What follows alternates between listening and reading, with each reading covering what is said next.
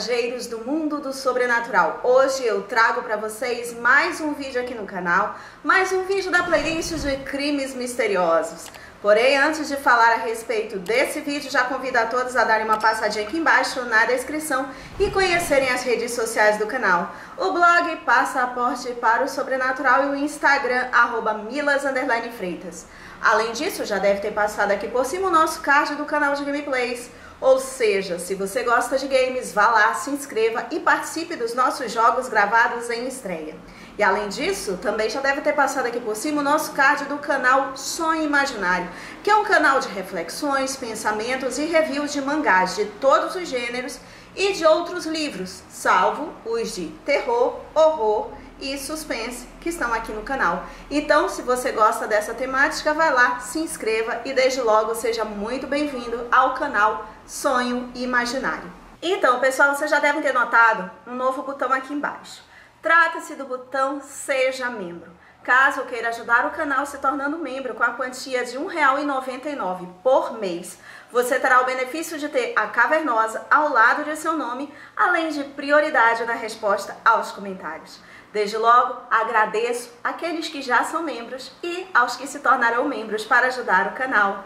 Muito obrigada! Então, pessoal, conforme eu lhes falei, hoje eu lhes trago mais um vídeo da playlist de crimes misteriosos.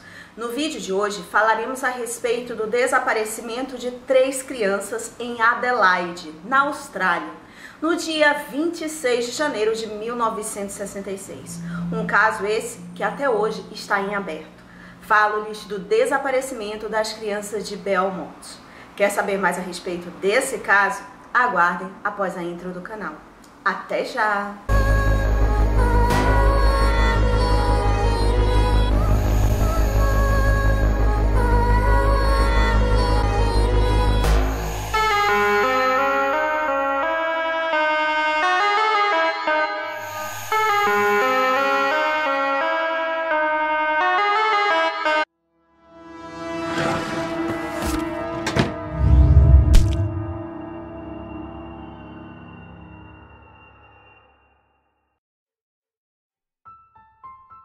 Jane Nartari Belmont, idade 9 anos, nascida 10 de setembro de 1956. Anna Kathleen Belmont, idade 7 anos, nascida a 11 de novembro de 1958. E Grant Ellis Belmont, idade 4 anos, nascido a 12 de julho de 1961.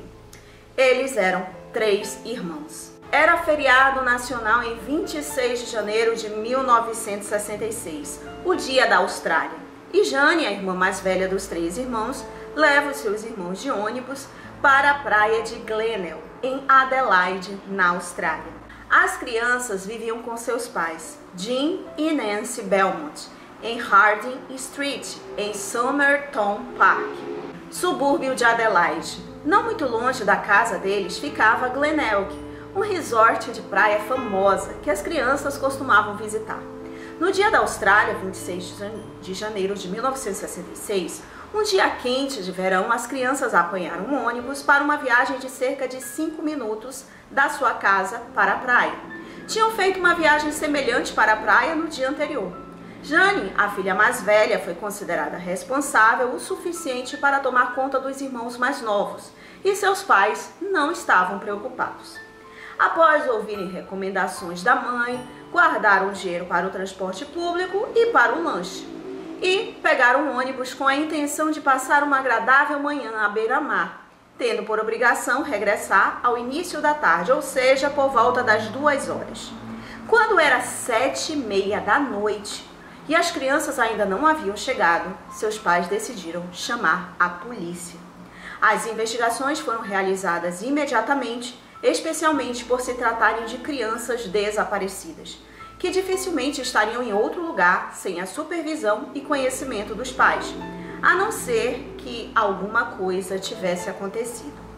A partir de então, iniciou-se aquele que iria ser o maior mistério de investigação de desaparecimento de menores na história criminal australiana.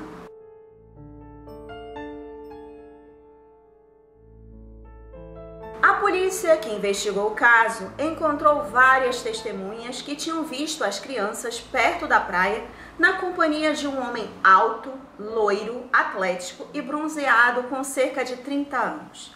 As crianças estavam a brincar com eles de forma tranquila e relaxada, divertindo-se. O homem e as crianças foram vistos a caminhar juntos para fora da praia algum tempo depois, o que a polícia estimou ser por volta do 12h15. Um lojista disse que Jane, a irmã mais velha, tinha comprado pastéis e uma torta de carne com uma nota de 1 libra australiana, que seria a moeda da época. A polícia viu isso como uma prova de que as crianças tinham estado com uma outra pessoa, por duas razões. A primeira, o lojista conhecia as crianças, bem de outras visitas, e disse que elas nunca tinham comprado uma torta de carne antes.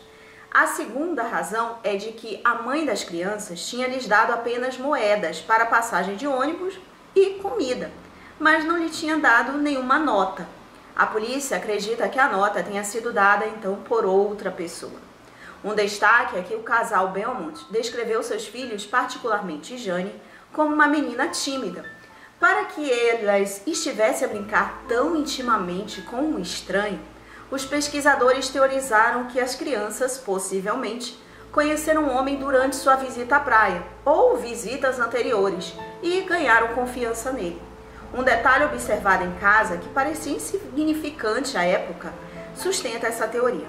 Anne tinha dito à mãe que Jane tinha um namorado na praia. A senhora Belmont descobriu que ela passou a falar de um amigo de brincadeira e não ligou mais para esse assunto até o desaparecimento de seus filhos. Por volta das 3 horas da tarde, as crianças foram vistas andando sozinhas para fora da praia, ao longo da Jet Road, na direção da casa delas. A testemunha, um carteiro, conhecia bem as crianças e o seu testemunho foi dado como credível. Ele disse que as crianças estavam a dar as mãos e a rir na rua principal. A polícia não conseguiu determinar por que as crianças, já 1 hora atrasadas, brincavam sozinhas e pareciam despreocupadas a caminho de casa. Esse foi o último avistamento confirmado das crianças. Vários meses depois, uma mulher relatou que na noite do desaparecimento, um homem, acompanhado de 2 meninas e de um menino, entrou numa casa da vizinhança que se encontrava vazia. Mais tarde, ela viu esse mesmo rapaz andar sozinho até um beco, onde ele foi perseguido e agarrado rudemente por um outro homem. Na manhã seguinte, a casa parecia estar vazia novamente, e ela não viu nem o homem, nem as crianças novamente. A polícia ela não conseguiu estabelecer o porquê é que ela não deu essa informação mais cedo. Avistamentos das crianças foram relatados cerca de 1 ano depois do desaparecimento. O caso atraiu atenção na Austrália e acredita-se que fez uma grande mudança no estilo de vida das pessoas. Os pais começaram a acreditar que suas crianças já não estavam mais seguras. O desaparecimento das crianças alterou completamente a sociedade australiana, especialmente a região de Adelaide, onde os pais davam enorme liberdade aos seus filhos devido à ausência de violência e à confiança na população local. Depois da repercussão do caso, os adultos passaram a temer pela segurança dos mais jovens e as liberdades foram cortadas. O caso também atraiu a atenção internacional. Em 8 de novembro de 1966, Gerard Croiset, um parapsicólogo e psíquico dos Países Baixos, foi levado para a Austrália, causando um alvoroço nos meios de comunicação. A sua busca pelas crianças foi sem sucesso, com a sua história a mudar dia a dia e a não dar nenhuma pista concreta. No entanto, uma informação dada por ele merece um destaque. Ele afirmou que ele acordou em um armazém perto da casa das crianças e também perto da escola primária de Paringham Park, onde estudava Jane e Anna. Ele acreditava que os corpos das crianças tinham sido enterrados lá. Na altura do seu desaparecimento, havia um edifício novo no local.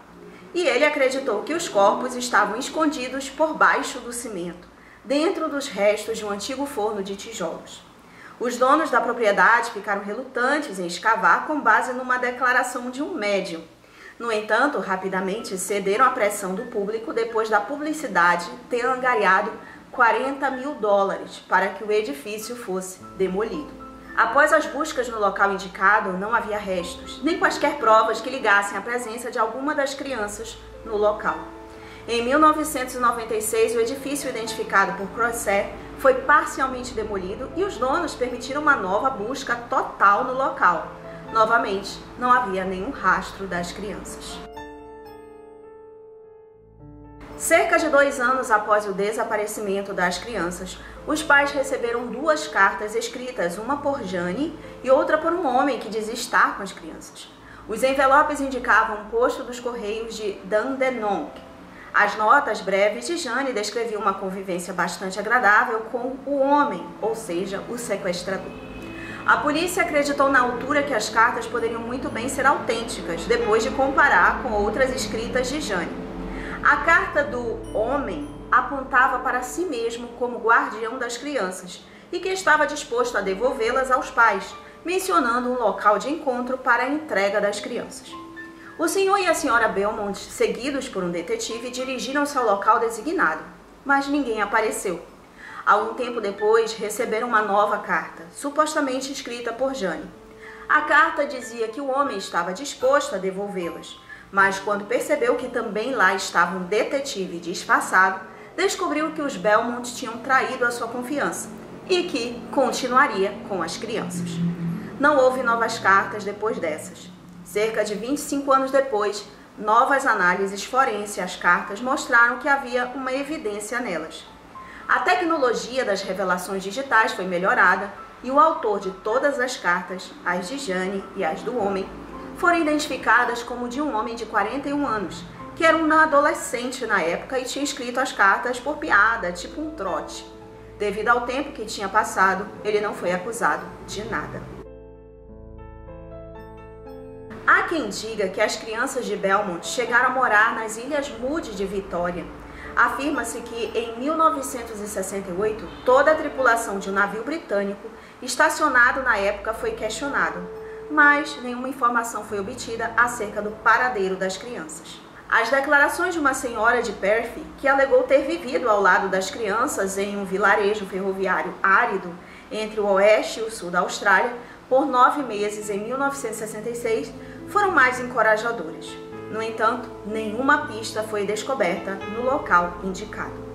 O caso parecia ter sido resolvido já em março de 1986, quando as autoridades descobriram 3 malas em uma lata de lixo doméstico. Artigos de jornal sobre as crianças estavam embalados nas caixas, com linhas e manchetes riscados e comentários presagiosos escritos em tinta vermelha. Uma observação afirmou: não nas colinas de areia, no esgoto.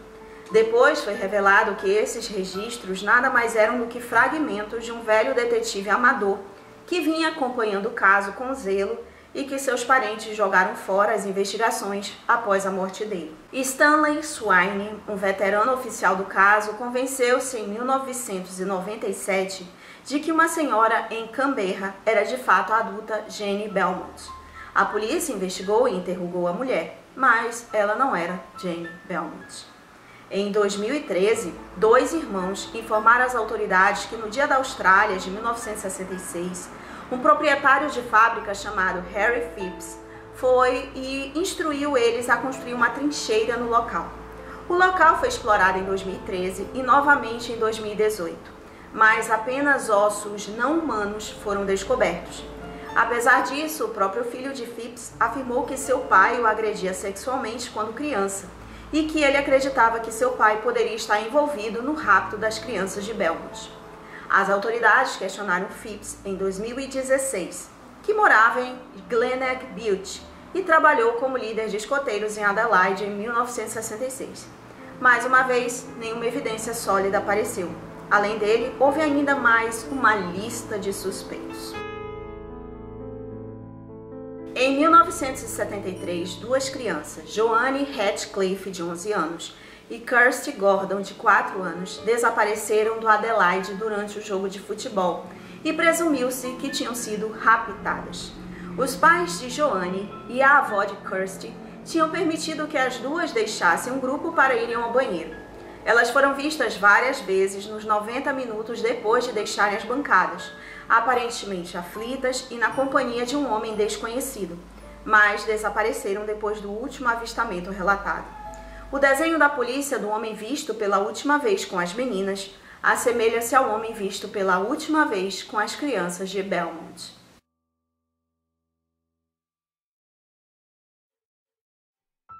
As investigações levaram a polícia ao contabilista de 37 anos, Bevan Spencer von Ehnen, que tinha 21 anos no ano em que as crianças de Belmont desapareceram.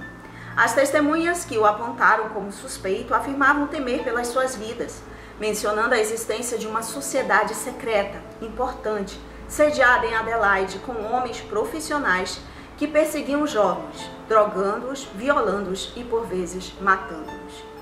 O Sr. B, uma testemunha, relatou que Bive, em uma conversa, se gabou de ter levado 3 crianças de uma praia vários anos antes e disse que as levou para casa para fazer umas experiências.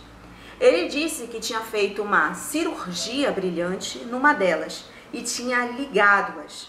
Uma das crianças, no entanto, morreu durante a cirurgia e por isso ele matou as outras 2, largando os seus corpos numa zona de arbustos ao sul de Adelaide.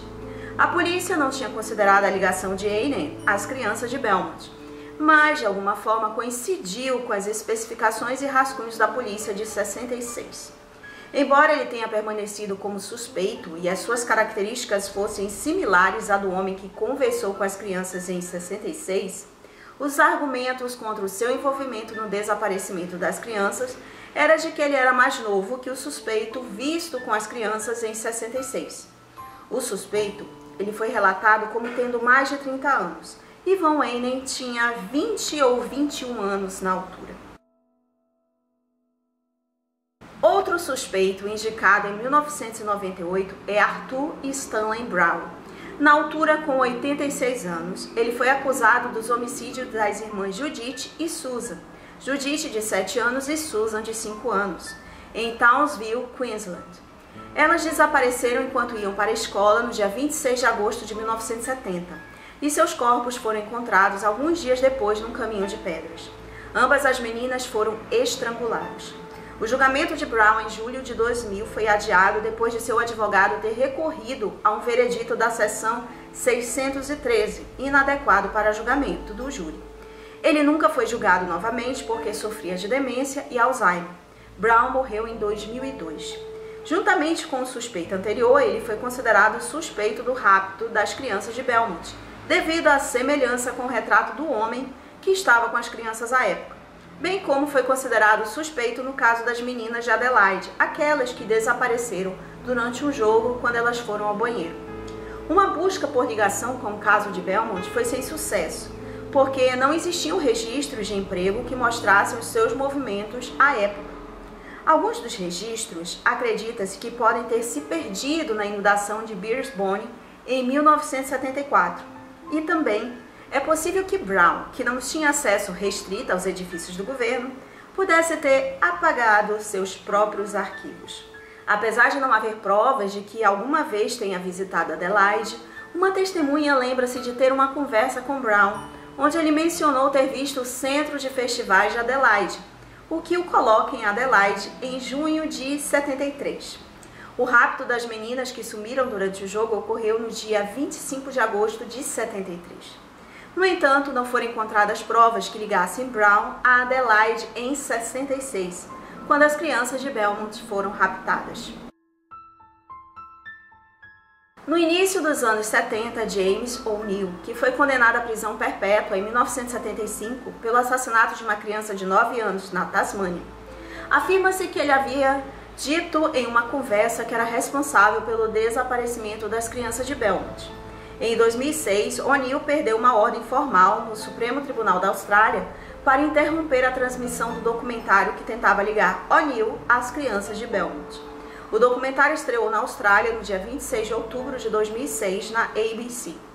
O detetive de Vitória, Gordon Davey, passou 3 anos conversando com O'Neill para ganhar sua confiança antes de filmar para o documentário.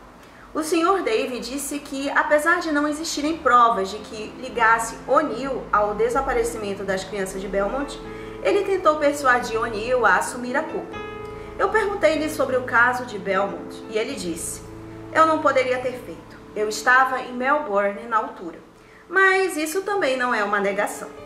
Mais tarde, questionado novamente sobre a morte das crianças, ele respondeu: olha, por conselhos legais, eu não vou dizer onde estava nem quando estive lá. Apesar das declarações de O'Neill de nunca ter estado em Adelaide, o seu trabalho na altura precisava que ele visitasse com frequência Coober Pedy, e as estradas para viajar de Melbourne para Coober Pedy passavam por Adelaide. Dave também suspeitou que O'Neill envolveu-se no desaparecimento de Joanne Radcliffe e Kirsty Gordon em 73, as meninas que desapareceram durante o jogo no estádio. A polícia do sul da Austrália entrevistou O'Neill e excluiu-o como suspeito no caso Belmont. Em 22 de abril de 2007, um relatório no The Age sugeria que as crianças de Belmont tinham sido mortas por Derek Percy, na altura um prisioneiro de Vitória. Percy esteve na prisão até sua morte em 2013, depois de ter sido dado como inocente por insanidade pelo homicídio de Yvonne Tuohy em 1969. The Age alegou que as provas acumuladas pelos investigadores dos casos arquivados indicavam que ele era um suspeito provável por um número de homicídios de crianças sem solução, incluindo as crianças de Belmont. A sua declaração de insanidade no homicídio de Tuohy foi em parte baseada em possuir uma condição psicológica que o impedia de lembrar dos detalhes de suas ações. No dia 30 de agosto de 2007, a polícia vitoriana conseguiu uma permissão para interrogar Derek em relação ao desaparecimento das crianças de Belmont. Em 1966, Percy tinha 17 anos e por isso parecia muito jovem para ser um homem visto com as crianças Belmont por várias testemunhas. Também não se sabe se Percy tinha um carro na altura, enquanto se presumia que o suspeito das crianças tinha acesso a um veículo para facilitar uma fuga rápida e também para se livrar dos corpos das crianças mais tarde.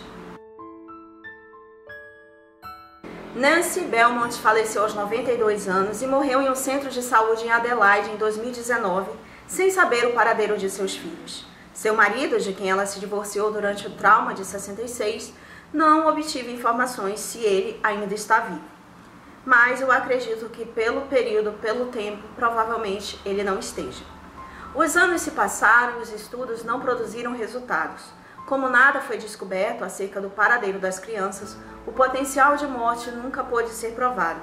A polícia terá elaborado todas as ideias e conjecturas potenciais ao longo dos anos, seguindo todas as pistas essenciais, mas sem descobertas convincentes. O caso ainda é sem solução até hoje, tornando-se um dos casos arquivados mais notórios da história criminal australiana. Então, pessoal, como eu já narrei quando eu fiz a respeito do desaparecimento de Nomi, cujo link eu colocarei aqui na descrição e em cards fixados, o desaparecimento de uma pessoa, principalmente de crianças, que na presente situação foram 3 irmãos, é pior do que a morte, porque jamais se saberá se estão vivas, ainda esperando por ajuda, se estão bem ou não, ou se estão mortas. Nesse caso, há aqueles que creem que elas podem estar vivas e bem, e agora seriam adultos de meia idade. No entanto, há aqueles que acreditam que elas foram mortas e tiveram seus corpos abandonados em algum lugar, ou que foram sequestradas e depois vendidas para fins não específicos, tipo venda de órgãos. Em relação à polícia, pelo menos quanto ao material que eu encontrei a respeito desse caso, percebe-se que vários suspeitos foram descartados tão somente pelo fato de que não aparentavam o retrato falado da época em relação à suposta pessoa que conversava com os menores quando do desaparecimento, devendo ter sido investigado mais a fundo. Ao final, apenas podemos concluir que esse fato ele foi terrível e jamais saberemos a dor dessa mãe que faleceu sem respostas sobre o que realmente aconteceu e, como disse, esse fato acabou modificando toda a rotina de uma cidade, de um país que a princípio acreditava ser seguro e pacato para suas crianças. Então, pessoal, você já tinha escutado falar a respeito desse caso das crianças Belmont, né, que teve esse desaparecimento na Austrália. Eu já tinha escutado falar a respeito desse caso e, sinceramente, quando eu fui ler a respeito, principalmente desses suspeitos e como eu mencionei, eu achei que faltou investigar mais a fundo. Quer dizer, o fato, ele devia ser jovem à época, não devia ter aquela idade de 30 anos. eu acho que isso daí não é um caso para você descartar só por causa da suposta aparência que ele poderia ter. Porque tem muitas pessoas que têm uma aparência jovem e não tem aquela idade que aparentemente tem, né? Aparentam ser jovem, mas não são tão jovens. E também pode ser uma pessoa que tinha uma aparência que poderia ter uma aparência mais madura e não era. Quer dizer, eu achei nesse fato que a polícia não investigou tanto quanto deveria e descartou logo esses suspeitos. Pelo menos essa foi a minha opinião. E como eu falei, o desaparecimento, e como eu citei no caso de nome, um desaparecimento ele é pior do que a morte. Porque imagine o sofrimento dessa mãe que perdeu 3 filhos.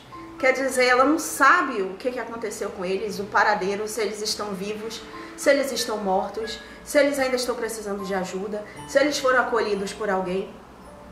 Ela morreu sem ter essa resposta. Eu acho que isso daí é uma situação sem palavras. Que só você estando numa situação que espero ninguém passar por uma situação dessa, espero também eu nunca passar por uma situação dessa, sem palavras. Então, esse é o caso que eu trouxe para vocês. Eu espero que vocês tenham gostado do vídeo, não do fato, né, porque terminou sem uma solução, sem o que aconteceu com essas crianças, né, e crianças pequenas à época.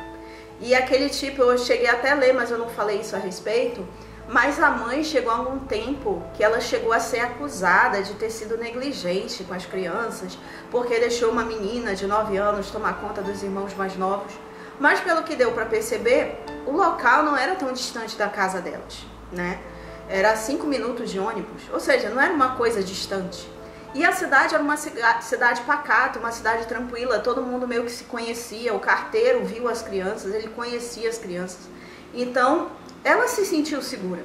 E o fato de que aconteceu essa situação, esse desaparecimento, a cidade mudou completamente, né? Os pais começaram a ter mais cautela, as liberdades das crianças foram cortadas. Então foi o fato que modificou toda uma cidade, todo um país, toda uma região. Mas é isso, pessoal. Espero que vocês tenham gostado de mais um vídeo. Se vocês gostaram, ó, dê um like. Não esqueçam de compartilhar esse vídeo com seus amigos, porque assim também ajuda o canal. Se é a sua primeira vez aqui no canal, você chegou a partir desse vídeo e gostou, inscreva-se aqui embaixo, ative o sino de notificações para ficar sabendo a respeito dos próximos vídeos. Porque além desse vídeo da playlist de crimes misteriosos, há uma playlist de mistérios, de lenda, lado sombrio dos games, ufologia, objetos amaldiçoados e muitas outras. E há 2 playlists em que há a participação de vocês, a participação dos inscritos. Uma de experiência sobrenatural e outra de foto ou fotografia fantasma. Ou seja, se você vivenciou uma experiência sobrenatural e queira compartilhar aqui no canal, eu vou deixar meu e-mail aqui embaixo e na descrição e você pode me encaminhar seu e-mail com o assunto experiência sobrenatural. Ou então você pode encaminhar via áudio no WhatsApp que eu vou deixar aqui embaixo e na descrição. Apenas peço que se identifique e diga sua localidade para que eu entre em contato. E se você tem uma foto, fotografia fantasma, ufológica inexplicável e também queira compartilhar aqui no canal, vou deixar meu e-mail aqui embaixo na descrição e você pode me encaminhar seu e-mail com o assunto foto ou fotografia fantasma, para que eu faça um vídeo e compartilhe aqui com todos. Então, muito obrigada por assistir e até o próximo vídeo de crimes misteriosos aqui no canal. Beijo!